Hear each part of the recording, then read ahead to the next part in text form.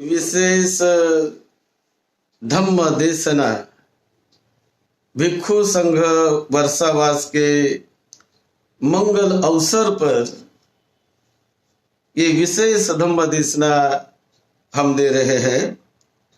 आज दिनांक 10 अक्टूबर 2020 ये धम्म देशना हम मूल पाली त्रिपिटक ग्रंथों के आधार पर ये देशना देते हैं, जिस त्रिपिटक में तथागत भगवान बुद्ध की ओरिजिनल वाणी, मूल वाणी संग्रहित है।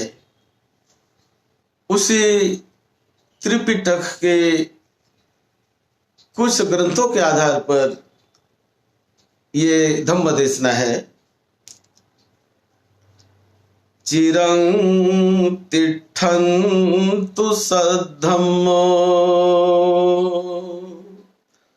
लोको हुन्तु सुखी सदा। सद्धम्म इस पवित्र पावन मंगल धरती पर दीर्घ काल तक टिका रहे, दीर्घ काल तक बना रहे। लोग उसे जानकर, समझकर, उसे पढ़कर, उसका चिंतन मनन करके अपना कल्याण साधे, अपने जीवन को धन्य धन्य बनाए। इसी महाकरुणा भावना से तथागत भगवान बुद्ध ने यह सद्धम्म लोगों के हित और सुख के लिए, उनके कल्याण के लिए बताया है। आज हम अंगुत्तर निकाय पाली इस ग्रंथ के एक सूत्र पर थोड़ी संक्षिप्त चर्चा करेंगे। मैं ओरिजिनली पढ़ूंगा। इस अंगुत्तर निकाय पाली का एक सूत्र है अभिज्ञा सूत्रम। इस सूत्र में तथागत बुद्ध बताते हैं, कहते हैं, पुरी मां भिक्षवे कोटि न पंयायति अभिज्ञाय इतो पुब्बे अभिज्ञा ना होसी अथ पच्छा समभवीति एवमेतं भिक्षवे उच्यति अथ चपन पंयायति इध पच्चया अभिज्ञाति। भिक्षु संघ को तथागत बुद्ध ने एक हॉल में बुलाया और वहां पर बुद्ध को उपदेश दे रहे हैं कि भिक्षुओं, ये जो अविद्या है, अज्ञान है, इसका पहला कदम, पहली शुरुआत नहीं दिखाई देती। कैसे शुरुआत इसकी हुई इसका पता नहीं चलता है, लेकिन संभव है कि ये जो अविद्या है ये किसी न किसी प्रत्यय पर, किसी न किसी कारणों पर जरूर अवलंबित है। ये बिना कारण से अविद्या प्राप्त नहीं होती। तो अविद्या के लिए कुछ न कुछ तो भी आहार होता है, कुछ न कुछ तो भी उसका कारण होता है, मूल होता है। अविद्या मापह भिक्खवे साहारं वदामेनो अनाहारं को चाहारो अविद्याय पंच निवरणा तिस्स वचनीयं। तथागत बुद्ध ने कहा, ये जो अविद्या है, अज्ञान, अंधकार, तो अंधकार ये बड़ा दुख देने वाला होता है। अविद्या बहुत हानि करने वाली होती है। लेकिन ये अविद्या निर्माण कैसे होती है, क्या उसका वजह है, क्या उसका कारण है? बुद्ध बताते हैं, पंच निवरणा वचनीयं।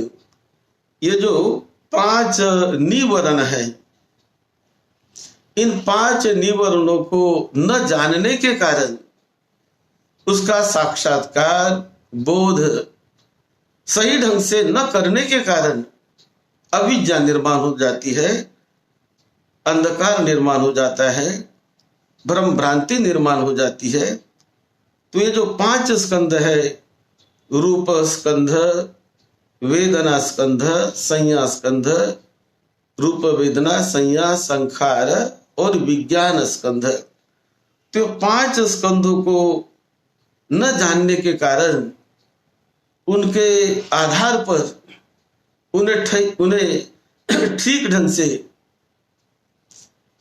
हम जब नहीं जानते, ठीक ढंग से नहीं समझते, तब ये अविद्या निर्माण होती है, भ्रम भ्रांति निर्माण होती है, गलत फहमी निर्माण होती है। फिर ये जो अविद्या का, इसका भी क्या कारण है? ये 5 निवरण जो निर्माण होते हैं, उनका क्या कारण है? तो 5 निवरण भी जो निर्माण होते हैं, वो भी 3 प्रकार के दुश्चरित्रों से, यानी जो 3 प्रकार के दुष्चरित्र, जब शरीर द्वारा दुष्चरित्र कोई व्यक्ति करता है, इसी प्रकार अपने वाणी से कोई व्यक्ति दुष्चरित्र करता है, दुराचार करता है। वाणी का दुराचार, शरीर का दुराचार और मन का दुराचार। तो यह दुराचार करने से 5 निवरणों को एक बल मिलता है। ये 5 निवरण के आधार पर ये दुराचार होने लगते हैं, उन्हें ठीक ढंग से न जानने के कारण, उसे न समझने के कारण। फिर ये 3 जो दुराचार होते हैं, इसका क्या कारण है? क्यों हम वाणी से दुराचार करने लगते हैं? क्या वजह है? क्यों हम शरीर से दुराचार करने लगते हैं? क्या वजह है? क्या उसका आहार है? क्यों हम मन से दुराचार करने लगते हैं? उसका क्या वजह है? तो ये भगवान बुद्ध ने बड़ी खोज करके बताया कि उसकी वजह है इंद्रिय का असंवर, यानी इंद्रियों को संवर्धित नहीं करना, संयमित नहीं करना। यदि हमने इंद्रियों को संयमित नहीं किया तो इंद्रियों से दुराचार होने लगते हैं, वाणी से दुराचार होने लगते हैं, शरीर से दुराचार होने लगते हैं। तो इनका वजह है इंद्रियों को संयमित न करने की वजह से ये दुराचार शरीर से होने लगते हैं, वाणी से होने लगते हैं और मन से भी दुराचार होने लगते हैं। फिर 5वां कि ये इंद्रिय का असंवर, इसकी क्या वजह, उसका क्या आधार है? क्यों हम अपने इंद्रियों को संयमित नहीं कर पाते? क्या उसका आधार है? तब बुद्ध बताते हैं असता संपजन्य वचनम, यानी सती संप्रजन्यता को नहीं जगाने के कारण, सती संप्रजन्यता ये आहार होता है इंद्रिय के असंयमित होने का। उसको काबू नहीं कर पा सकते, क्योंकि सती संप्रजन्यता को, जिसे अवेयरनेस कहते हैं, अलर्टनेस कहते हैं, जागरूक भाव कहते हैं, ये जागरूक भाव अपने आप के प्रति नहीं जगाने के कारण, सती संप्रजन्यता को अपने चित्त में, अपने मन में नहीं निर्माण करने के कारण हम इंद्रियों को संयमित नहीं कर पाते, उसको हम सुचारू ढंग से नहीं चला पाते, नहीं संयमित कर पाते। ये उसका आधार है, ये उसका आहार है। फिर असता संपजन्य, इसका क्या आहार है, इसका क्या आधार है? उसका आधार नंबर 7 में बुद्ध कहते हैं अयोनिसो मनसिकारो, यानी अपने मन को हमने कॉन्सेंट्रेटेड नहीं किया, माइंडफुल हम नहीं रहे। माइंडफुल रहना, जागरूक रहना, अपने मन के प्रति हमेशा सतर्क रहना, माइंडफुल रहना। कहाँ मेरा मन जा रहा, क्या मेरे मन में विचार आ रहा है, मैं क्या सोच रहा हूं, ये सही है या गलत है या कैसे है या क्या है। तो ये जो माइंडफुलनेस न होने के कारण, मन का वो जागरूक भाव, मन का एकाग्रता मन की न होने के कारण ये सती संपदजन्य नहीं निर्माण होता है। तो इसीलिए हमें मन की एकाग्रता को निर्माण करना, यानी एक कॉन्सेंट्रेशन ऑफ माइंड बनाए रखना, जिसे कहा जाता है योनिसो मनसिकारो, कि अपने मन को सही ढंग से लगाने का प्रयास करो, गलत ढंग से नहीं। अयोनिसो नहीं, योनिसो यानी उचित ढंग से अपने मन को लगाने का प्रयास करो, तो वो कल्याणकारी होता है। और ये हमारा मन गलत रास्ते पर क्यों चला जाता है, अयोनिसो क्यों बनता है, उचित रास्ते पर क्यों नहीं आता है, इसका क्या कारण है? तो इसका कारण तथागत बुद्ध बताते हैं असद्धीयंतिस वचनं, यानी ये ठीक ढंग से नहीं आने का कारण है कि मन में हमारे श्रद्धा नहीं है, कॉन्फिडेंस नहीं है, आस्था नहीं है। ये श्रद्धा न होने के कारण हमारा मन असंयमित हो जाता है, गलत रास्ते पर चला जाता है। श्रद्धा न होने के कारण, यानी वास्तविकता पर, सत्य पर श्रद्धा नहीं होने के कारण, कॉन्फिडेंस नहीं होने के कारण ये ऐसा होता है, ऐसे तथागत बुद्ध बताते हैं।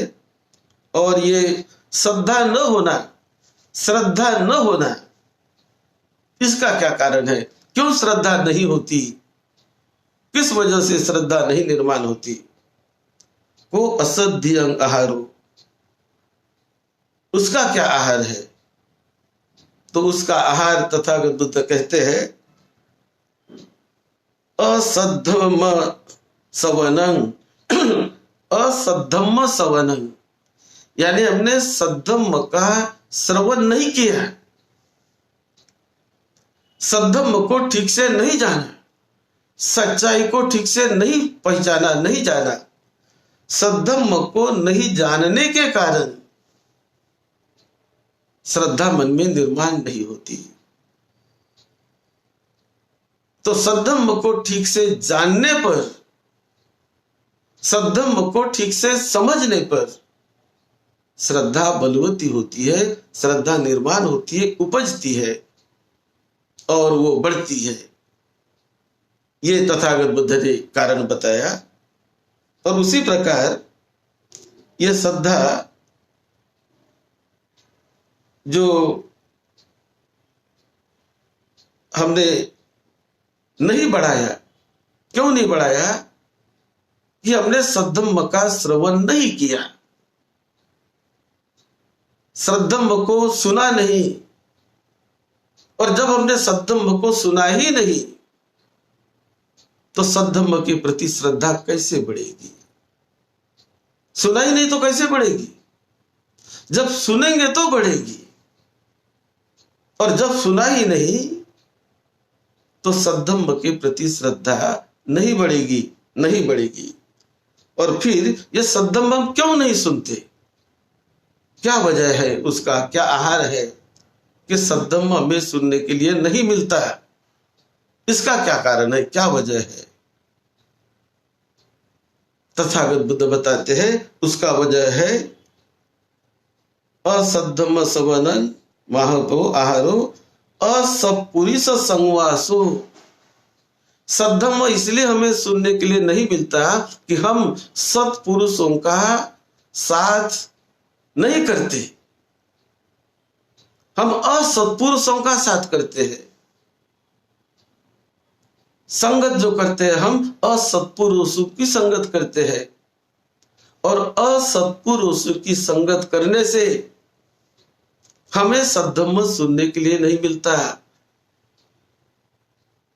सद्धम्म कौन बताएगा हमें, कौन सुनाएगा?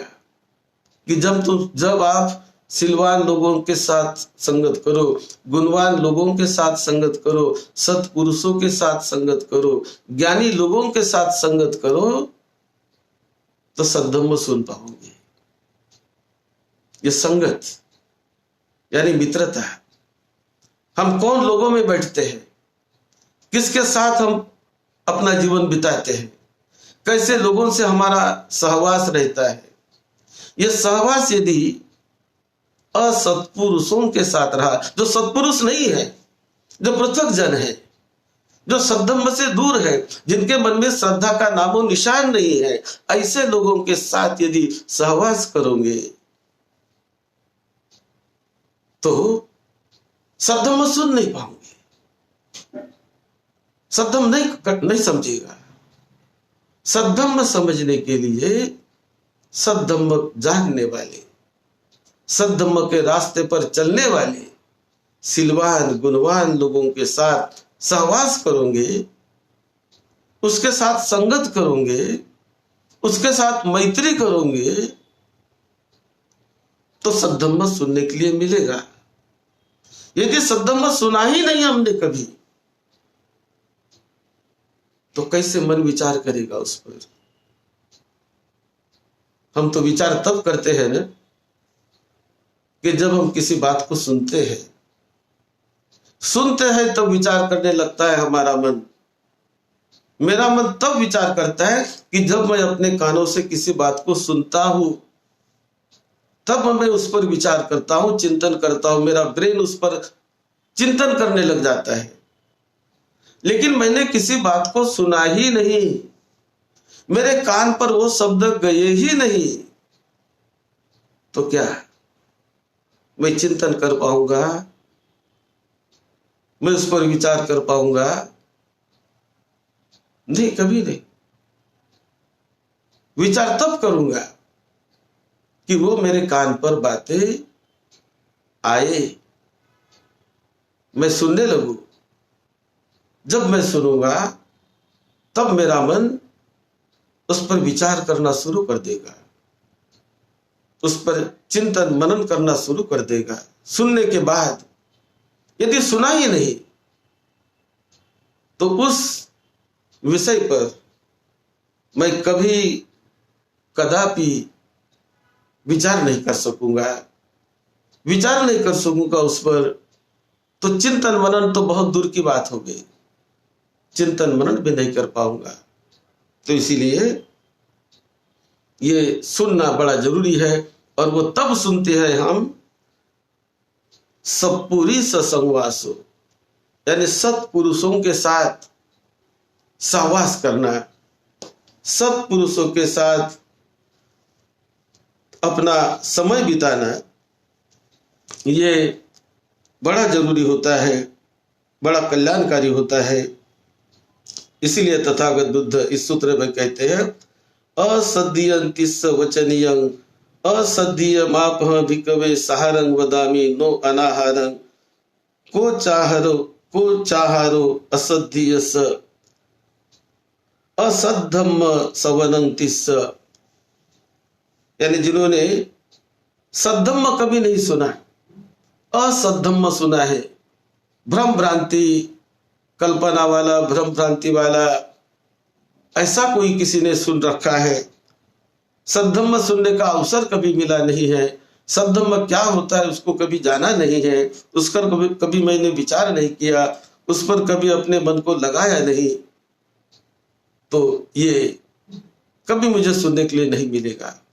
और वो तब मिलेगा कि जब मैं सत्पुरुष से सहवास करूं, ज्ञानियों के साथ में सहवास करने लगूं, श्रद्धावान लोगों के साथ में रहने लगूं, जो धम्म के मार्ग पर चलते हैं उनके साथ रहने लगूं, उनके साथ सहवास करने लगूं, तो धम्म सुनने का मौका मिलता है, चर्चा करने का मौका मिलता है, उस पर चिंतन मनन करने का मौका मिलता है, मन को उस दिशा में ले जाने का मौका मिलता है। लेकिन मैंने वैसा सहवास किया ही नहीं तो उनसे मैं वंचित रह जाता हूं, मैं उनसे दूर रह जाता हूं और भ्रम भ्रांति में पड़े रह जाता हूं, और उसकी वजह से बहुत प्रकार की जो हानि होती है वो हानि का मैं भागी बनता हूं। इसलिए बुद्ध यहाँ बताते हैं, विद्या विमुक्ति माह भिक्खवे सहारं वदामि नो अनाहारं चारो विद्या विमुक्तिया सत्य भोजंगाति वचनीयं। ये विद्या विमुक्ति को जानने के लिए सत्य भोजंग क्या होते हैं उसको हमें सुनना पड़ेगा, सत्य भोजंग के बारे में हमें समझना पड़ेगा, जानना पड़ेगा। सत्य भोजंग क्या होते हैं वो तब पता चलेगा कि जब हम 4 सत्तंग भोजन की बात हम तब पता चलेगी कि जब हम 4 सती पट्ठानों को जान पाएंगे। चत्तारो सती पट्ठाना क्या होते हैं? चत्तारो सती पट्ठाना, 4 सती पट्ठान कौन से होते हैं ये जब हम जानेंगे तो हमें सत्य भोजंग का पता चलेगा। लेकिन जिन्हें 4 सती पट्ठान की मालूमात नहीं, जिसने कभी सुना नहीं, जिसे मालूम ही नहीं कि 4 सती पट्ठान क्या होते हैं, काये कायानुपसी भेरति वेदनासु वेदनानुपसी भेरति चित्ते चित्तानुपसी विहरति धम्मेसु धम्मानुपसी विहरति, ये होते 4 सती पट्ठान। अब ये बातें किसी ने सुनी ही नहीं, किसी को किसी ने बताई ही नहीं, मुझे कोई पता चला ही नहीं इस बात का, तो कैसा मेरा चित्त उस 4 सती पट्ठान पर काम करेगा? कैसा मेरा चित्त, कैसा मेरा मन उस पर सोचेगा? नहीं सोचेगा मेरा मन कभी। लेकिन यदि मैं सुनूं किसी से कि भाई ये चत्तारो सती पट्ठान क्या होते हैं, कैसे उसे समझना चाहिए, कैसे उसे विकसित करना चाहिए, ये जब मैं सुनूंगा तो उससे पता चलेगा। और यदि मैं चत्तारो सती पट्ठान सुनूंगा तो उसके आधार से 3 इमानी 3 सुचरितानी, यानी 3 प्रकार के जो हमारे सुचरित्र, वाणी का सुचरित्र, सदाचार वाणी का, काया का सदाचार, मन का सदाचार, ये 4 सती पट्ठान सुनने से शुरू हो जाएगा, उसकी दिशा में जाने से। और यदि उसकी दिशा में नहीं जाते तो कदापि वाणी के सदाचार के बारे में, कभी ऊंचे सदाचार के बारे में नहीं सोच सकते और उसको हम नहीं पा सकते। तो ये उसका आहार है।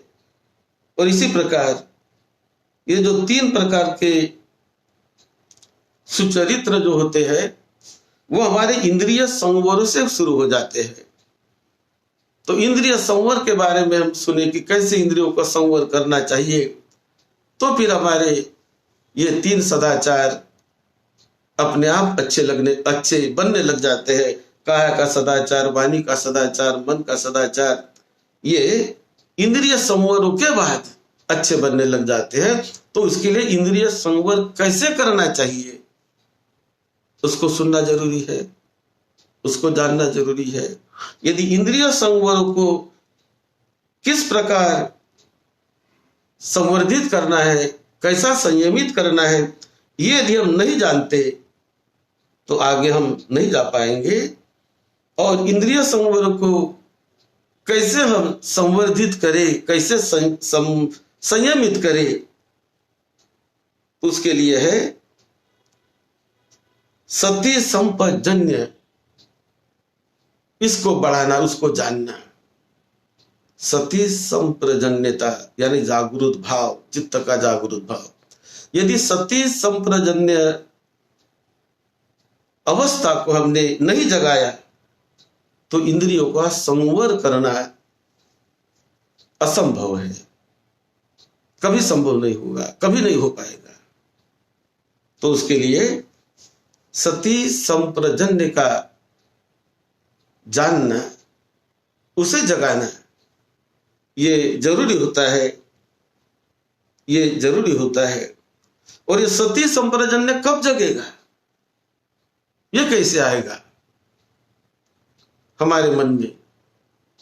वो तब आएगा योनिसो मनसिकारो, अपने मन को उचित दिशा में ले जाने का हम प्रयत्न करेंगे, तब यह सती संप्रजन्यता जगेगी।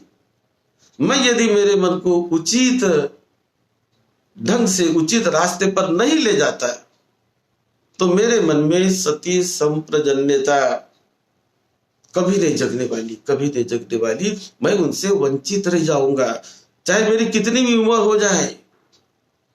मैं 80 साल का बन जाऊं, 90 साल का बन जाऊं, 50 साल का बन जाऊं, 40 साल का बन जाऊं, लेकिन जब तक ये सती संप्रजन्य को जगाने के लिए मन को मैं योनिसो मनसिकारो नहीं करता, अपने मन को उचित दिशा में नहीं ले जाता, तब तक मेरे मन में कभी भी सती संप्रजन्यता जगने वाली नहीं है, वो निर्माण होने वाली नहीं है, अपने आप नहीं निर्माण होती वो।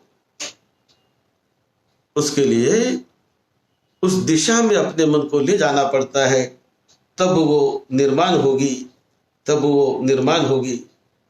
और योनिसो मनसिकारो यह तब जगेगा कि जब हम अपने मन में श्रद्धा जगाए, आस्था जगाए, कॉन्फिडेंस जगाए। श्रद्धा यदि मेरे मन में जगे,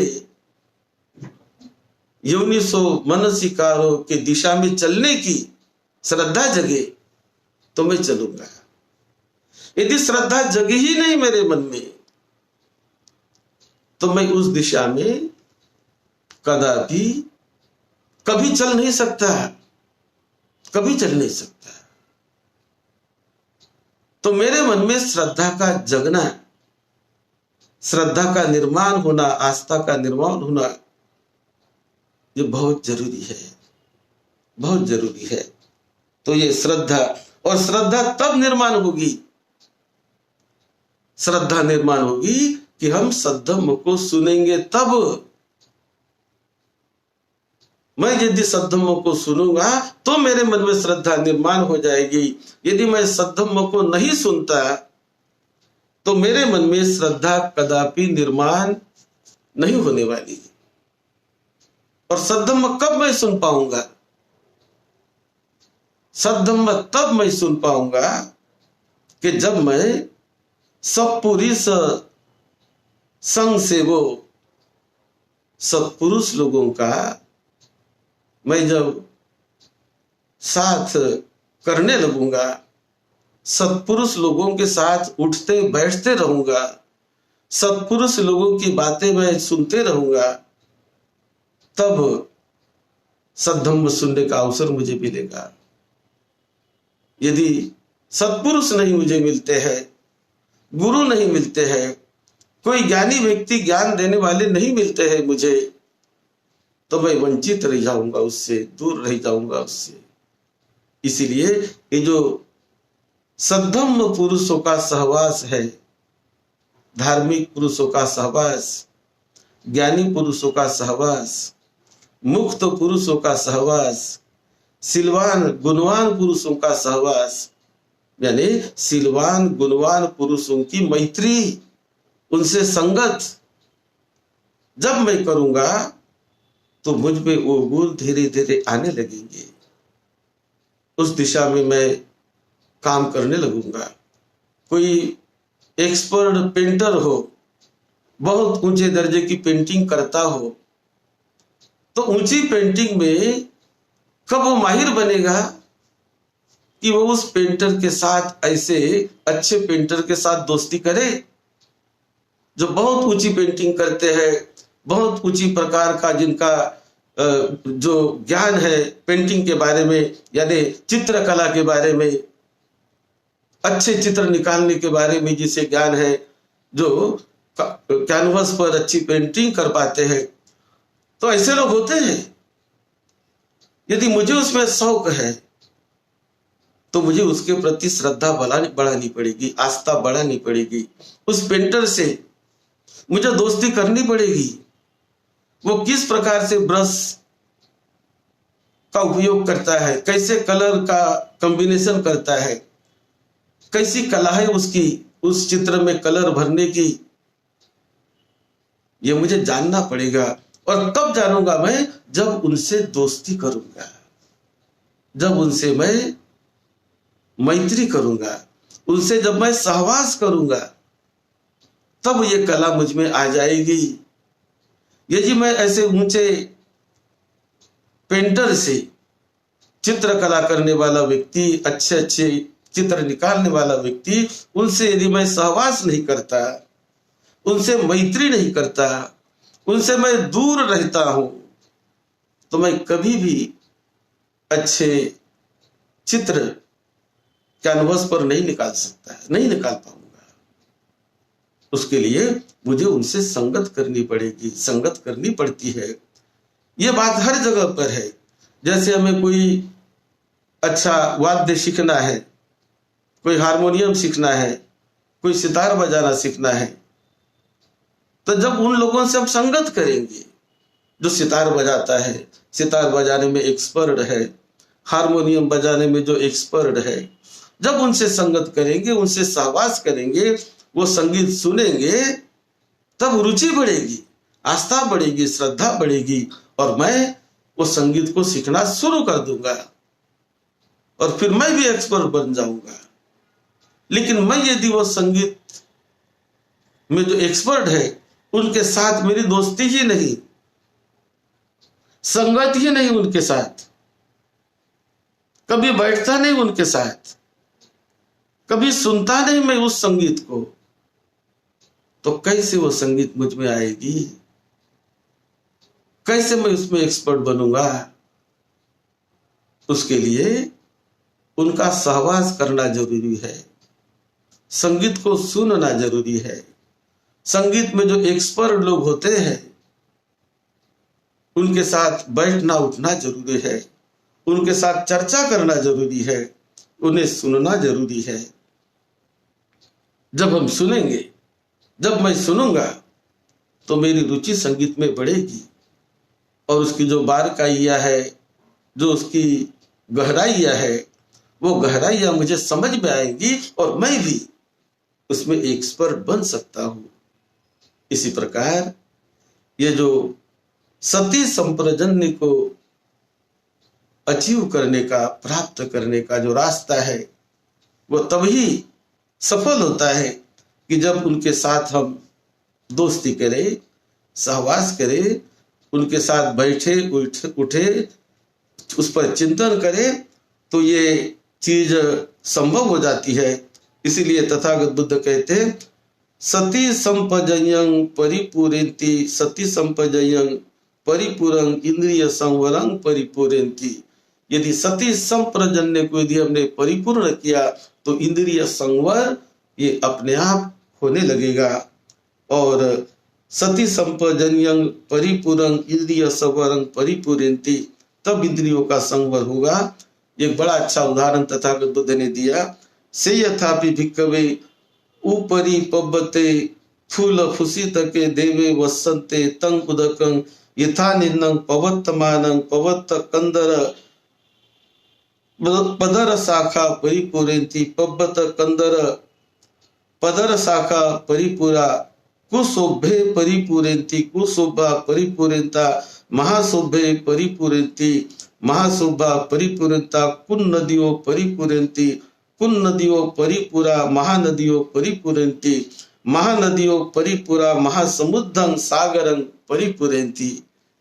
ये बड़ा अच्छा उदाहरण बुद्ध ने दिया कि जब पर्वत पर बारिश होती है, वर्षा होती है, पर्वत पर वर्षा होने के बाद वो पर्वत के नीचे बहते चली आती है, वो छोटे छोटे गड्ढों को भरती है, रास्ते में जो जो छोटे नाले, नदी नाले उसको भरती है, तालाब को भरती है, वो जहां वहां वर्षा वो भरती हुई फिर जहां वहां से बहती बहती नदी में आती है, और ये नदी में आकर सारे तालाब भी पूरे भर गए, नदी पूरी भर गई, पर्वत से ऊपर से वर्षा आ रही, और ये वर्षा जोरों से अभी समुद्र में जाकर समुद्र में बहना शुरू हो जाता है, समुद्र भरने लग जाता है। तो इसी प्रकार ज्ञान का भी ऐसा होता है। और समुद्र, ये नदी जब समुद्र में गिरती है तो समुद्र ये पानी से, जल से भरने लग जाता है। इसी प्रकार ज्ञान भी ऐसा होता है। ज्ञान ये थोड़ा थोड़ा संग्रह करके ऊपर से वो नीचे तक आता है, और नीचे आते आते आते आते उन्हें जानते जानते समझते समझते हमारा अंधकार अविद्या दूर हो जाती है, और ज्ञान का प्रकाश हमारे हृदय में प्रज्वलित होने लगता है। सती संप्रजन्य हृदय में जागने लगती है, इंद्रिय संवर होने लगता है, और मन विमुक्ति की दिशा में, परिशुद्धि की दिशा में काम करने लगता है। तो इस प्रकार तथागत बुद्ध ने ये जो 11 प्रकार के मुद्दे यहाँ बताने का प्रयास किया कि अविद्या से जब निकलना है तो किस प्रकार हम अविद्या से निकलकर किस प्रकार हम अपने मन को प्रशिक्षित कर पाएंगे, कैसे प्रशिक्षित करेंगे और कैसे उसका लाभ अपने जीवन में लेंगे। ये बड़ा सुंदर सूत्र, बहुत लंबा है, लेकिन मैंने पॉइंट वाइज संक्षिप्त में बताने का प्रयास किया। आप सबको निरोगत्व मिले, लंबी उम्र मिले, सुख शांति मिले, आपके परिवार के छोटे बड़े सभी सदस्यों को सुख शांति मिले, सभी का जीवन बड़ा आनंदमय, सुखमय, मंगलमय बीतते रहे। यही मंगल मैत्री के साथ सद्धम्म की सेवा में, आपकी सेवा में डॉक्टर भदंत राहुल बोधि महाथेरो। आप सबका मंगल हो।